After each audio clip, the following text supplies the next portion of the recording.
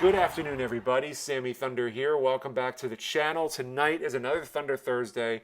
We're going to talk about buying high-priced raw cards. Why do it? This is a comment that I've seen a number of times on my card show videos. Are the raw cards that are priced really high. They're the really good, like the best of the best out there that you can see. So why buy them in the first place? I've gotten comments like this repeatedly, but this is the one that really springboarded into this video, and I think it brings up a lot of good points.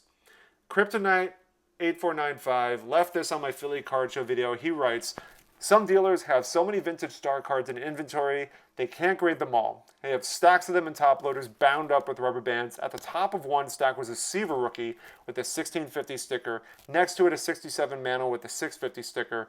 Next to that, a Nolan Ryan with a $1,600 sticker reduced from 2K. All prices, though, they were in the PSA 6 holders or higher, but ungraded.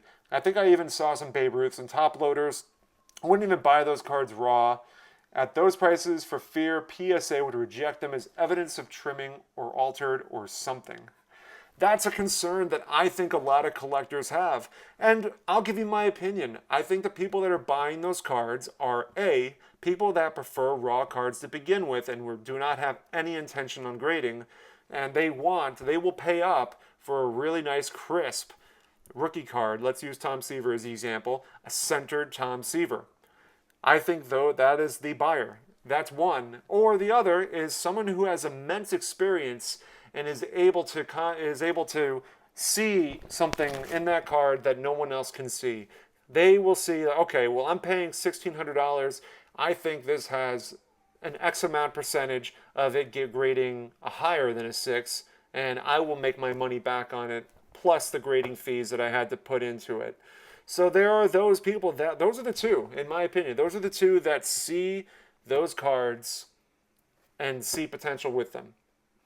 If you're a collector and you have intention on grading it, but you want to keep it for your collection, I would say, honestly, to take the money and just put it towards a graded card already. There's a number of those Seavers out there. You can use the 1650 or however much you decide to pay and put it towards a graded card already. That looks pretty much the same or close to the same.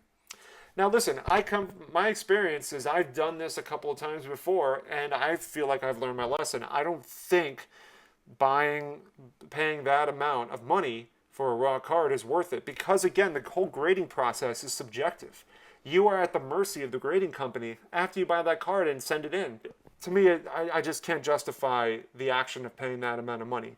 It just doesn't add up to me. I want to be told, like, if you feel otherwise, if you feel like there's another perspective that I'm not dishing out here, please share it in the comments. And again, I'm going to reiterate this. I think, in my mind, the people that are buying this are the people that exclusively collect raw and they want a really nice copy of that card. The other person buying this are the people who see something and have immense grading experience, who see something on the card and are able to see the upside and take the risk in doing so because they've done it so many times before. So if there's a third, fourth, fifth, sixth perspective on this, if there's a third, fourth, fifth, sixth type of collector that buys this, please share. Because I'd love to understand exactly who's going after this. And I understand, again, Kryptonite's concerns are valid. Because once you put it into grading, it is completely subjective. All I'm going to say, ultimately, buying raw cards for really high price raw cards, to me, is a risk. That's just my take on it. Love to hear yours. Thanks so much for joining, guys. I'll see you soon. Enjoy your weekend or the start of your weekend, and we'll be back again for the start of the week on Monday.